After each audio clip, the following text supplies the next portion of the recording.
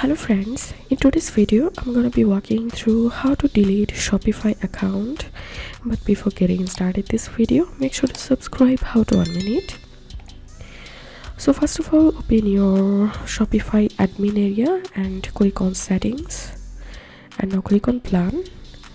Right now I'm using 14-day free trial, so here we can see the option deactivate trial. If you're a premium user, then here you will get cancel subscription option.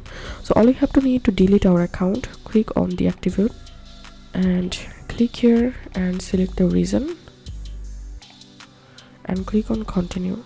And before you go, review these steps to take before closing your store. You can see this article and then click on continue and enter your password here. Deactivate now, and now click on this profile icon and click on logout. So this is how we can delete our Shopify account. If you have any questions, feel free to post in description. If you think to see more WordPress videos, please check the links in descriptions. If this video helped you, give a thumbs up and please consider subscribe how to 1 minute. Thank you for watching.